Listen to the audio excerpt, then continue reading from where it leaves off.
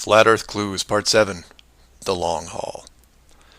This is part of a series of clues that can help you get your head around both the design of the flat Earth system we live in and who has been involved in the deception to hide it from you.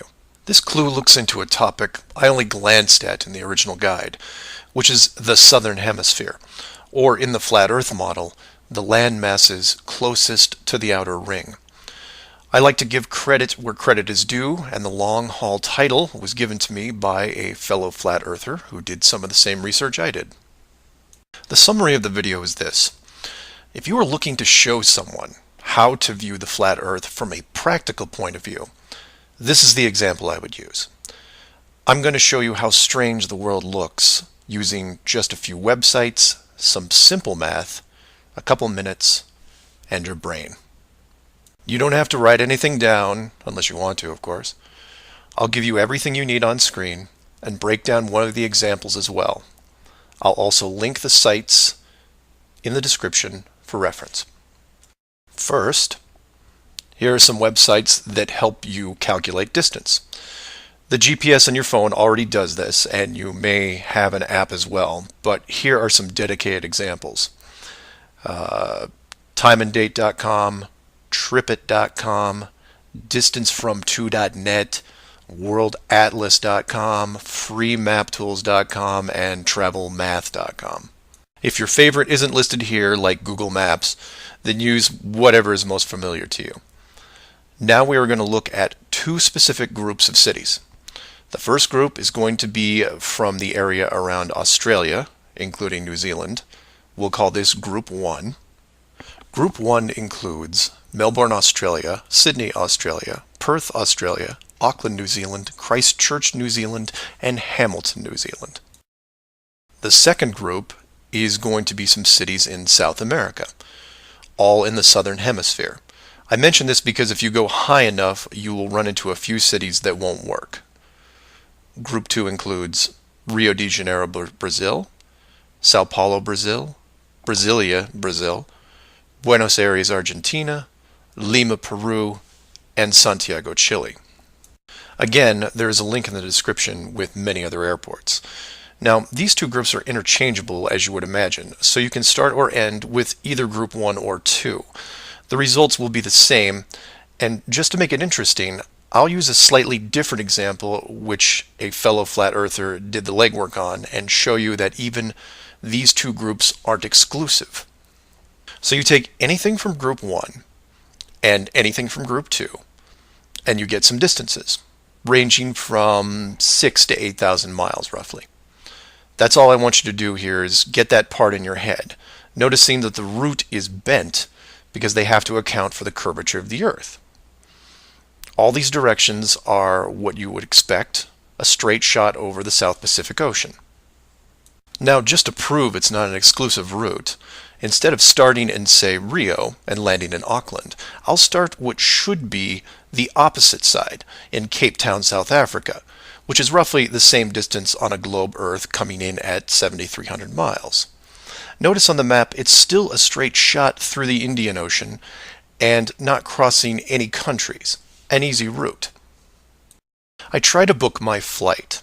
For this example, we use TravelMath, but you can use whatever is easiest in your country, like Priceline, Expedia, Travelocity. It will make no difference because they're all tied to the same system. And this is when everything goes wrong. So the first leg, the airlines don't send me due east, but instead shoot me 4,700 miles almost due north to Dubai. Okay, maybe we're just picking up people. Seems a bit excessive, but I'll go with it. I'm probably comfortable in my seat drinking vodka tonics anyway. And from Dubai, it should be a straight shot home to Auckland, right? No. Now they send me southeast to Melbourne, a mere 7,300 miles. And then finally a third leg from Melbourne to Auckland coming in at around 1,600 miles. I'm rounding up or down to make the math easier. Regardless, the total miles for this flight is almost double what should be expected, coming in at 13,600 miles. In addition, the trip took me 37 hours. How long should it have taken? Well, in a 777, about 12. Now this is where you come in and say, well, It's probably an isolated incident or some strange connection thing. You know how the airlines are. Oh no, my friends. We can do this all day. This roulette table is rigged, and there is no way to get a fair game. The first part of the clue is the utter lack of non-stop flights from anywhere in this hemisphere, which is why I gave you multiple cities in each group. And here's the plot hole for you. Flying from international cities like Sydney, Rio, Santiago, or anywhere else close by, you can't get a single non-stop flight, no matter how much money you pay. I tried to do this for an entire night, and it was like playing an online casino game, one that I was losing most of the time. The connections kept coming in like spam windows. Start in Christchurch, go to Auckland. Start in Auckland, go to Sydney. Start in Sydney, go to Dubai or Los Angeles or somewhere else that makes no sense. Some of these connections took the trip over 50 hours to complete. Go ahead, try it yourself. You may find one nonstop. But even then, the strangeness doesn't end there, because the speed is wrong. For reference, I included an optimum cruising speed guide from a commercial pilots forum that lists all the international aircraft used in these routes. A 777, the current state-of-the-art flagship plane, designed for maximum fuel efficiency, has a cruising speed of 640 miles an hour. 7,400 miles comes in at around 12 hours. Try to find this route. It doesn't exist. It can't. The closest I came was a one-connection flight with a 3-hour layover. The total flight time was 20 hours. 20 take away 3 is 17, not 12. And this might work if the plane was doing, say, 430 miles an hour. But it's not. In fact, the slowest cruising speed I found was an older Airbus just around 593. But this is all just numbers, right? It is until you pull up the flat Earth map and look at the farthest 2 points, which just coincidentally are anywhere in Australia and most of South America. Or my example of Lower Africa, which you can see isn't west at all. It's a shell game, and a very good one at that. Keep people guessing with multiple connections and layovers, jumping from city to city. People just sit in their seats, trying to sleep through it. And then it hits you.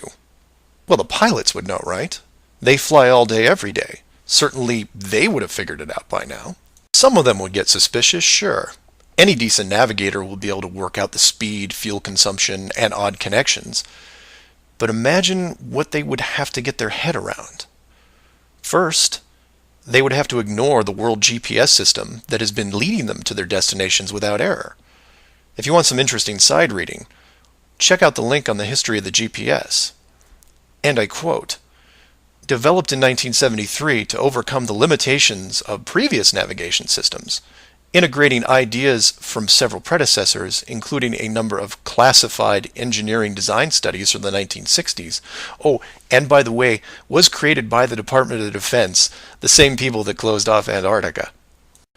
GPS went fully live in 1995. So if you were a pilot before then, you might have been able to pick up a breadcrumb trail. After that, very difficult. Plus, let's say you did figure out that something was off.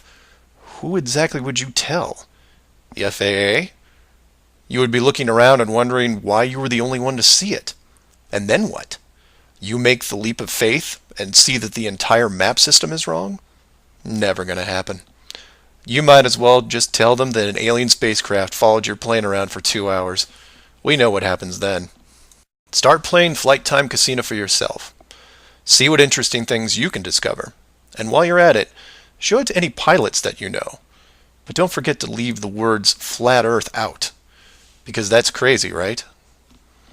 So do some of your own research and ask questions. Please feel free to email me at msargent23@comcast.net or 303-494-6631.